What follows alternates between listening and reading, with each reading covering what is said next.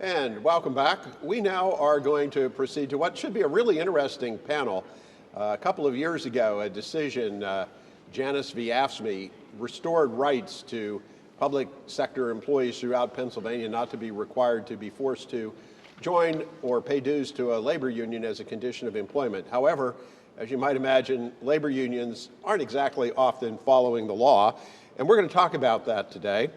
Our panel will be moderated by Nathan McGrath, and Nathan is the Vice President and Director of Litigation at the Fairness Center, and there he litigates legal strategy to advance the interests of working Pennsylvanians. Prior to going to the Fairness Center, Nathan was a staff attorney with the National Right to Work Legal Defense Foundation, Incorporated. And here with our next panel entitled, Shut Up and Dance With Me, How Unions Keep Public Employees from Ending Their Memberships, Nathan McGrath. Thank you so much. We're excited to be here today. And we actually have three panelists with us that are going to take a different look, different perspective at the same issue. First with us today, we have Greg HARTNETT, who's a Pennsylvania public school teacher, and he's actually going to give us a real-world experience about what it took to get out of his union. And then secondly, we have Elizabeth Kynes, and she's the National Executive Director of Americans for Fair Treatment, and she's going to give us a national look at what's going on as far as union resignation goes and other matters related to that. And then finally, we have State Representative David ROWE, and he's going to talk to us about what's going on in the labor reform area here in Pennsylvania and what legislation is current on this issue. But before we get to that, I just wanted to give you a lay of the land of, in Pennsylvania, what the current law is and what our public employees are up against if they want to leave, and what the legislators are looking to address. So, in Pennsylvania, the law authorizes a public sector union and the public employer to insert language into a collective bargaining agreement that restricts public employees from resigning their union membership. The technical name of this is maintenance of membership, and it literally means that the employee needs to remain in the union and they can't resign their union membership until a 15-day window period at the end of the collective bargaining agreement. Now, these collective bargaining agreements can be anywhere from 3 to 4 years. So as you can imagine, this can keep them locked in to union membership for quite a while. Now, the law still remains on the books to this day authorizing this, even though in the past couple years, many public employees have sued their unions and the Commonwealth and the governor and others to try to resign from the union and to claim their First Amendment constitutional rights. So with that groundwork laid, let's move to our first panelist, Greg HARTNETT. He's an elementary art teacher at Homer Center Elementary School in Indiana County, Pennsylvania. He's been teaching there since 1999. He's a graduate of Indiana University of Pennsylvania and completed postgraduate coursework at Gannon University and also at Indiana University of Pennsylvania. Recently, he was actually the lead plaintiff in a federal lawsuit that my law firm filed on his behalf. He and his co-plaintiffs sought a ruling from the federal courts that Pennsylvania's compulsory union fee law be held unconstitutional in light of the U.S. Supreme Court's Janus v. AFSCME ruling. However, today he's not going to talk about that so much as he's going to tell you the real world, the real life example of how many years ago he made the decision to leave his union and what that consisted of. So with that, welcome, Greg. It's all yours. Thank you, Nathan. My story probably begins in college. As an education major in college, I was coached by my professors to become a member of the union. It was imperative that they convince us that that was necessary for us. And so that was my backstory in that regard. After college, I worked about 21 years in the private sector. I worked in a nonprofit, and I worked as a substitute teacher. So my worldview was being shaped largely by the fact that I was a husband, a father of 5, and I had worked with people for a number of years and was accustomed to that kind of a work environment. When I was hired as a teacher in 1999, it became obvious to me early on that the union agenda was not the same as my own personal agenda. It did not fit my politics, my preferences, or my worldview.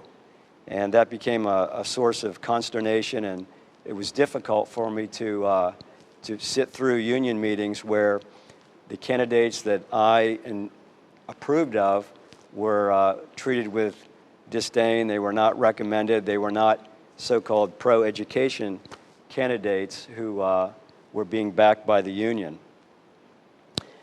I tried at one point, or I suggested that perhaps I resign from the union, and I was told that although it would be possible for me to do that, it would not be economically worthwhile because I still would have to pay fair share fees, which would be almost as much as the union dues I was accustomed to.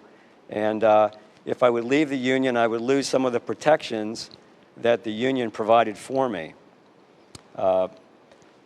It was about 12 years later that I decided that I could no longer stay within the parameters of the public sector union, the Pennsylvania State Education Association. And when our union president wore her Teachers for Obama t-shirt to our first union meeting that year, I decided that that was a bridge too far for me, and I'd had enough.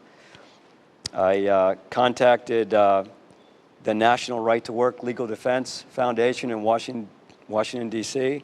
They hooked me up with Nathan, and things got a lot easier from there as I came to recognize that I was not the sole person who was in such a position and had difficulty with the union.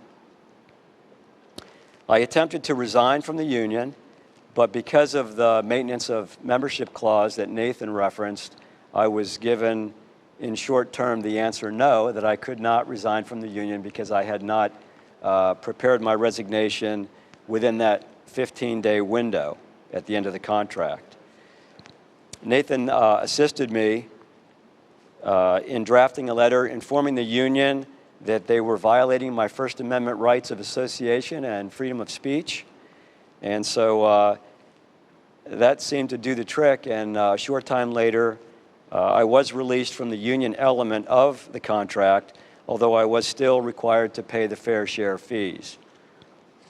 I did receive a retroactive check for the year 2012 to 2013, which was helpful, but it wasn't until the Supreme Court ruled on the Janus decision that I was actually able to leave the union altogether. I was finally free from the oppression of the public sector unions. And for that, I'm extremely grateful. I have a profound respect for the Constitution, and I'm grateful for our heritage as Pennsylvanians and groups like the Fairness Center and the National Right to Work Legal Defense Group for helping me and people like me. That's my story. Greg. My pleasure. No, that's a great story. And actually, before I had been asked to moderate this panel, you had already been put on it. And so when I was asked to do it, I looked at the lineup and I was like, oh, my good friend Greg. Greg was actually my very first client ever, really, on this issue. So we've had a nice long friendship that way, and it's glad to be able to help you in that. Thank you, Nathan. Yeah, so next up we have Elizabeth Kynes, and she, like I said earlier, is the National Executive Director for Americans for Fair Treatment.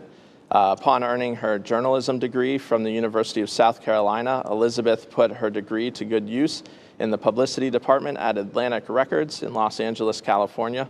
From there, she learned how to build organizations that would impact culture through positions in operations and business development at Universal Music Group, Vivo, and Beats Music.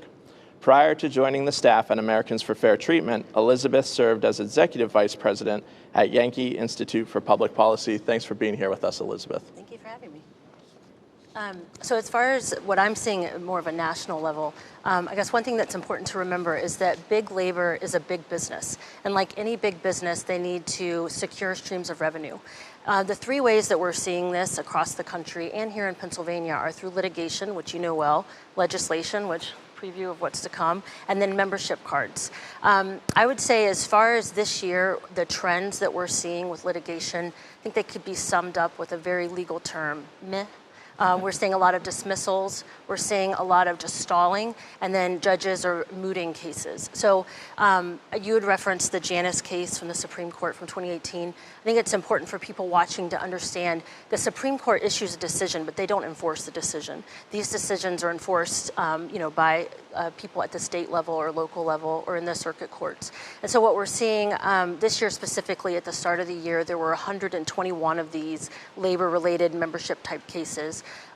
So 13 of those were dismissed, and the remaining 108 are still active. They're all pending. They've not gotten decisions. So that's something that we see that's happening at the litigation level. As far as legislation, we're seeing state statute is enforcing these maintenance of membership windows, which is what you referred to. So this is something that's been around for a long time, and again, it makes sense. Membership is a revenue stream for the union, getting these the fees, pre-Janus, but then also the full dues. And so what we're seeing there in states like New Jersey, New York, and Hawaii, state statute is actually specifying that you can only opt out of the union or leave the union within maybe a 10 or 15-day window. And then that membership card, we're seeing some really colorful language since the Janus decision. Stuff like, this is a little extreme, but it feels a little bit like reading something. You can leave the union on a Saturday, 15 days after you sign this contract under a full moon. The language is very complicated, and in some instances, what we're seeing, specifically in New England, people are being asked to pay fees through retirement. So that's, for the rest of their life, as long as they collect a pension.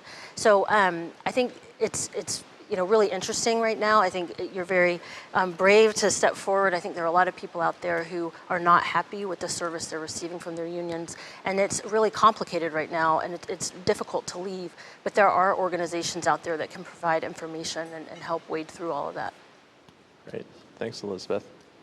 Next up, we have Representative David Rowe, and he served his local community in Snyder and Union counties in a number of roles for more than a decade while being involved with multiple charitable organizations. He attended National Sun Yat-sen University in Taiwan and participated in its Mandarin Chinese immersion study after 2 years of Christian missionary work as an educator in Southeast Asia. For the past 9 years, he has been the owner and operator of CrossFit Lewisburg, which employs several local residents. He attends the New Hope Lutheran Brethren Church in East Buffalo Township and is a leader of its music ministry. And on September 17th, 2019, he began representing Pennsylvania's 85th district in the Pennsylvania House of Representatives after a special election victory. The district includes most of Union and Snyder counties, including Lewisburg, Middlesburg, Mifflinburg, and Selinsgrove. Representative, thank you so much for being here with us. We look forward to your presentation. Well, thank you very much. It's wonderful to be here with you guys. So the recent push towards labor reform, at least within Harrisburg, is summarized around one underlying statement, and that belief system is that workers have rights too. And for decades now, special interest groups, both in state and federal governments, have really been enriching themselves off of the backs of their employees, of the workers, of the public sector workers. And they have used those monies to entrench themselves in state government, and then they're able to then use taxpayer resources to solidify their standing by using taxpayer resources to then collect their dues to then continue the cycle of entrenching and enriching themselves off the backs of the American worker. There's a couple of legislative items that we're working towards, a number of House bills out there. I'm only speaking for the House side as a member of the House of Representatives. I'm sure a senator could speak to those bills a little bit more comfortably. But they center around some of the things that you guys have already mentioned. Some of those include the maintenance of membership clauses. Some of those include just notifications of employees' rights, because many of the statutes that we have here in Pennsylvania are simply outdated. Since the Janus ruling, we are simply trying to codify in statute the ruling of the Supreme Court, and just getting that done has been very difficult, even though we are simply putting into the books what has already been determined by the Supreme Court. So really this should just be a housekeeping set of bills by this point, but it is still receiving an enormous amount of pushback from those people who really have been controlling the levers of state government for entirely too long. I'll give you a rundown on a couple of pieces of legislation, particularly one that's worth noting is Representative Seth Grove's bill, HB 478. And essentially that one requires union recertification about every 6 years, The reason that that's important is that in Pennsylvania, less than 1% of teachers have ever had a say in what union represents them. Less than 1%. These unions have simply been around for ever and ever, and they are represented, these teachers are represented by them because it's what they are supposed to. It's what they believe they have to do in order to have a job, and that's just simply not true. So Representative Seth Grove's bill requires union recertification every 6 years. I also introduced a bill, House Bill 2748, that would require recertification every 3 years. So there's a couple of different approaches here, but most of them are, again, centralized around just notifying employees of their rights. Several of these bills also require allowing union members to leave their union whenever they would like, to allow them to resign their membership. As he mentioned earlier, it's almost impossible to leave your union because a lot of times the window where you're able to, under the existing statute, is so narrow that by the time you find out about it, it's already too late. And then you're stuck in there again. So there's a number of objectives there to allow people to just have that First Amendment right to choose whether or not to be a part of their union. And the important thing to realize is that this is not about eliminating unions. Rather, it's about improving the quality of representation. Because for a long, as I mentioned, most of these unions haven't been recertified for decades.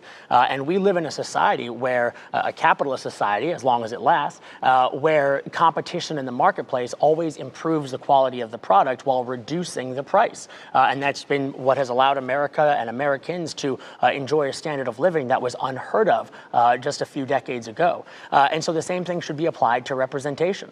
When these unions do not have any sort of competition in the public sector workplace, they are able to essentially create a monopoly where they are able to control the levers of power without ever having to justify themselves or to do well by the people who pay their bills.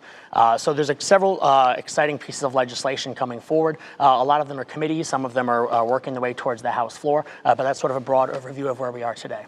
Fantastic. And are there any pieces of legislation that have actually moved forward beyond just consideration?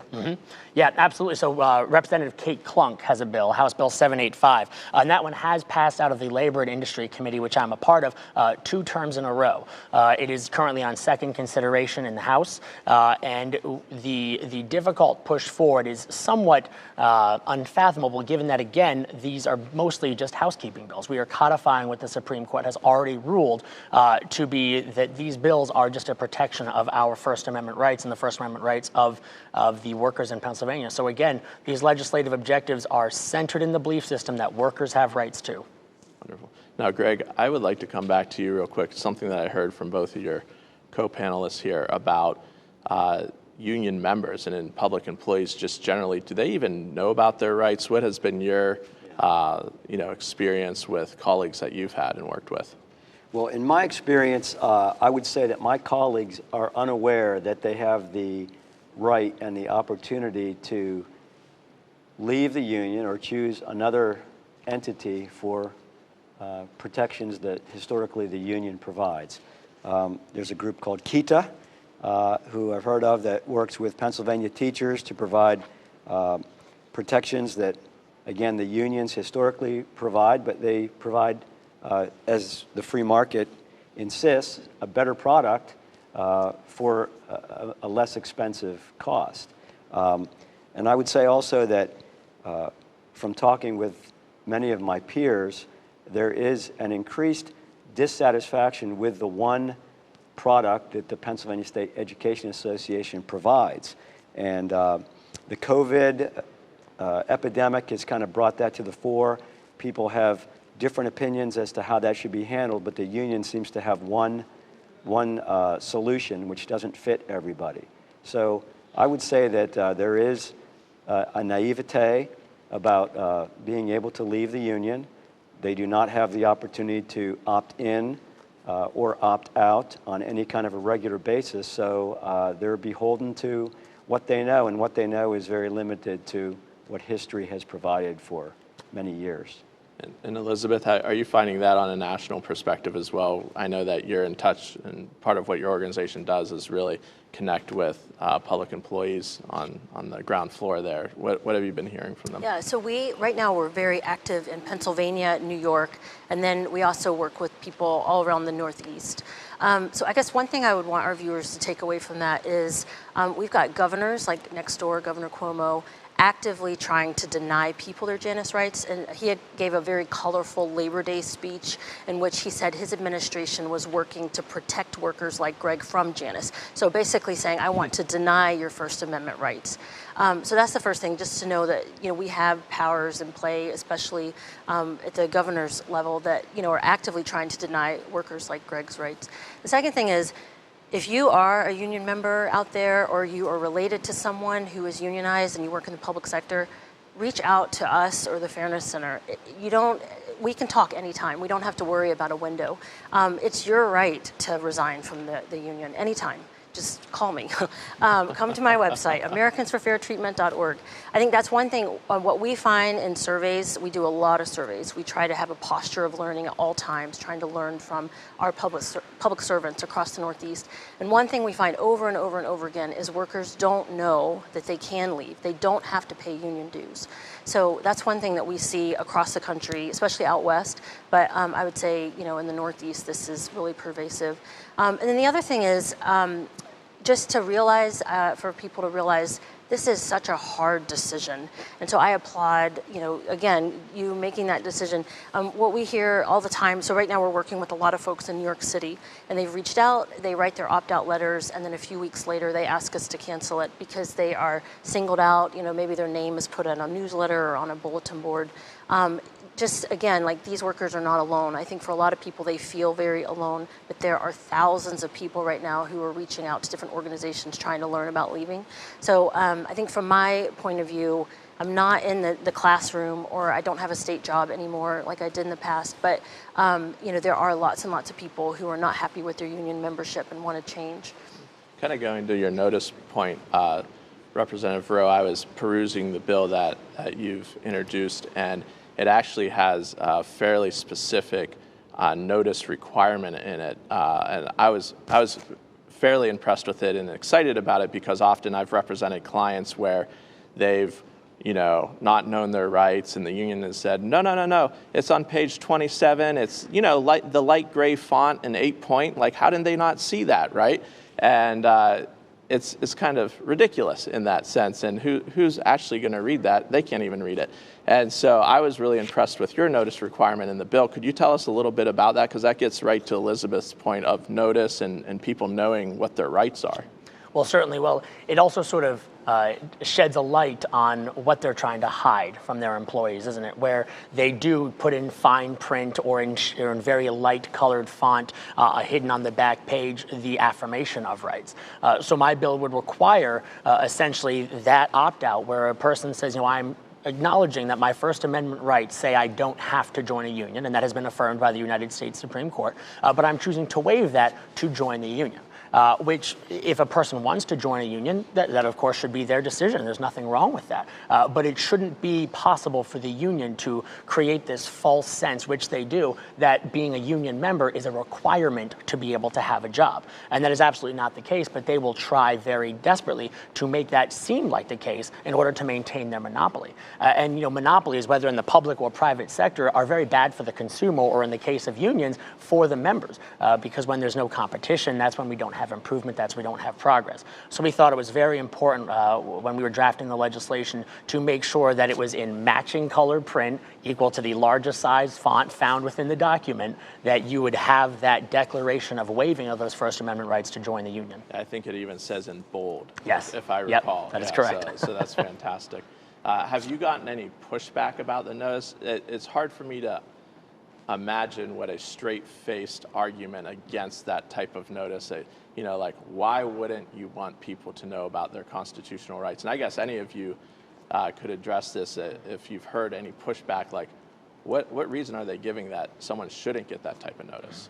Well, I'll start off personally, and then I'll turn it over to the perspective of the boots on the ground. Personally, I have not received any pushback myself. I haven't had any, lobbyists calling me or beating down my door. But I think they also realize that they perhaps don't need to come after me. They, are perhaps going to go after members of the House who might be a little bit more vulnerable or perhaps more able to be intimidated, and they'll simply go after them and try to erode support. Because what we find fascinating, as I said earlier, is essentially these are housekeeping bills to codify in statute existing law. However, there seems to be, just from my conversations with staff on the Labor and Industry Committee, there seems to be a lack of support for putting into statute. And when I ask, what is that opposition based in, there is no logical opposition. Because like you said, it sounds absurd to say, well, we oppose this bill because we don't support the First Amendment and we're ignoring the Supreme Court. That's not a valid argument, but there isn't really a valid argument. One of the things that my bill prohibits is from the unions requiring an in-person sit down to, essentially have the opportunity to then intimidate someone into joining the union. So being able to exercise your First Amendment right is something that is pivotal and essential for all Americans and for our nation as a whole. So for a monopoly of unions to try to suppress that, I think just sheds a light on how desperate they are to protect their monopoly. I'll defer to you on sort of what the national messaging opposition is. I think what we're seeing unions say, and it is valid, is that they represent these workers. They go into, bargaining season and renegotiate the collective bargaining agreement that oversees these jobs. So that's the wages, the benefits, overtime, discipline matters. So the union is saying, we're doing this work, we should be compensated for it. And there's no argument, they are doing that work. But I think the issue here arises in that these unions are political organizations. And right now it is political season. And there are websites online like Open Secrets where you can trace the money directly from, say, the firefighters union directly to the Biden campaign. There are workers out there who do not agree with that. They don't want their membership dues or any money going from their paycheck to a political campaign that they don't agree with. In fact, I think there was a major petition taken by the firefighters when the IAFF came out and supported Biden. A lot of firefighters started signing petitions saying, hey, you didn't consult us. Why are you doing this? But on top of that, and this is an issue here in Pennsylvania, you've got, it's not just money, it's time and building material or overhead. So unions, there's the ghost teacher issue, which the Fairness Center is very close to. So you have full-time employees, say a teacher, instead of teaching in the classroom, they will spend 100% of their time working for the union, sometimes campaigning for the union. The union is not writing their paycheck, it's coming out of the school district's budget. And then on top of that, the number I have is a couple years old, but the Department of Education leases space to the NEA, which is the nation's largest union, to the tune of $3 million a month. So the NEA is getting free space in a federal building. So I think that's the issue where the union is becoming political. They're backing certain candidates over another. And so I think that's the thing to remember. Like, the union is a business. They are representing workers. And, again, like any business, they need a revenue stream. I think the issue is that they've become political. This is not an association like KETA, which you mentioned, which is not a political association. It's just an independent association that represents workers, whether it's insurance, liability insurance, or grievance representation. So I think that's the sticking point. But I do hear from a lot of people that, the union deserves to be paid and for that work. And so I think the issue there is the political issue is what makes it a problem.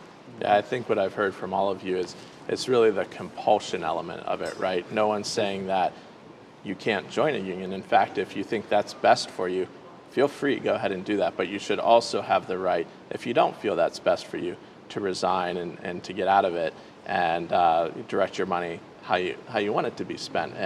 And that compelling portion of it is really, I think, what's often offensive, what your legislation is trying to address, what you found yourself, and what you're seeing nationally across the board. So, well, thank you guys so much for being on this panel. It's been very informative. We appreciate it a lot. Thank you. Thank you for having us. Thank you, Nathan.